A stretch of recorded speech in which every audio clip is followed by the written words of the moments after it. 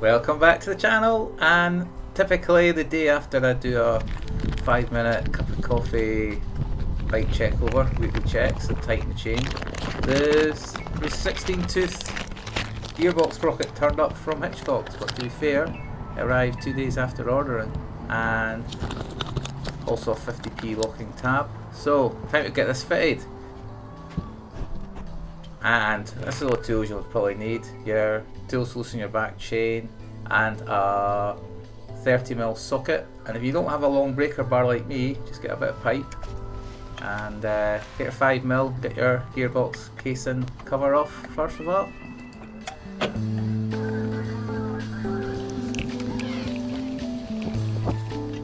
So you just leave the bolts in that casing for putting it back on, and now you'll have to flatten the tab washer you see behind the nut. So just get a flat metal chisel and you can then get in underneath that and get it flattened.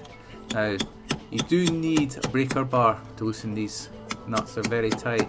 I don't have one, I only have one 3/4 inch socket which I used to use for Honda XR Enduro bike gearbox sprockets. But what I've got is a wee sliding bar. Don't use a ratchet because you will damage the splines inside a ratchet doing this. And put a bit of pipe on it to give you leverage. So the bike's in first gear, lock the back wheel using that and the back brake.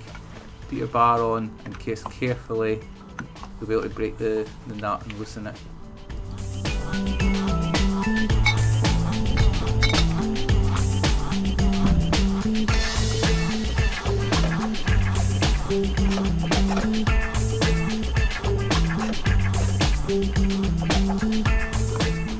There you go, that's that loose. Now, if you're going to go and buy a breaker bar, also buy like a 4 or 5, 6 inch extension bar for your socket.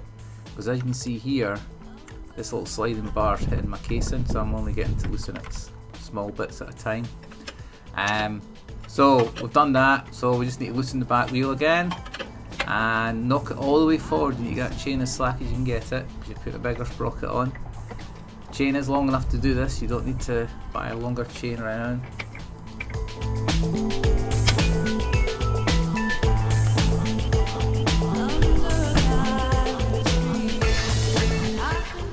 Then with the nut and the tab washer removed, it's just a case of swapping out the sprockets.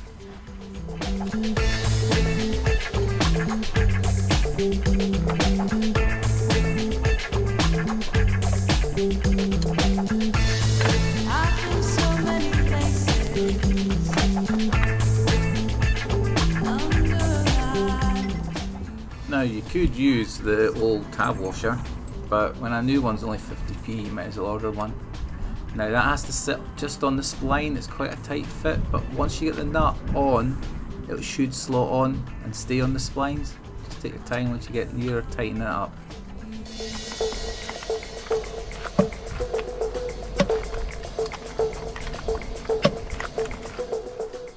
Okay, second hand torque wrench I bought, 3/4 inch as well, and 140 Newton meters I've set it to tighten up this nut, it has to be tight.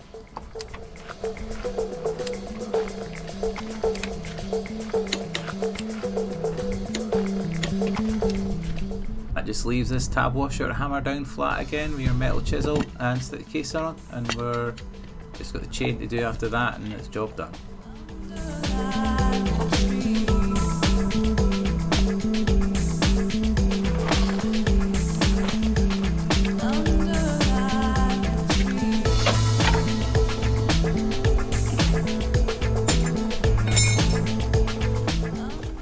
Okay, all done, so let's get out for a spin and see what it goes like now with the new slightly higher gearing.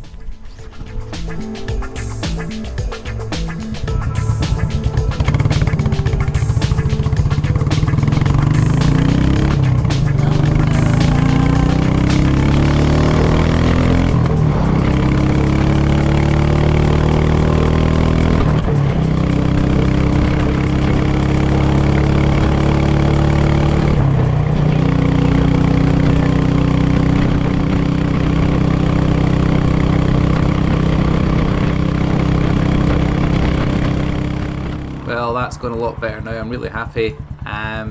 Along with other changes of letting the bike breathe better with the pipe change and the air filter. Other owners on YouTube have done this and they've all commented the same. So 20 and 30 is a lot easier to sit at in third and fourth gear, and it's just putting along at 50 now in top. So it should improve fuel consumption as well. So I'm off home because the rain's coming on. So thanks again for watching. I'm really enjoying doing YouTube films on the Enfield Classic 350, and watch out for the next one because I'm on holiday next week and it's getting painted army green, so I'll be doing videos on that. So thanks again, see you soon, bye for now.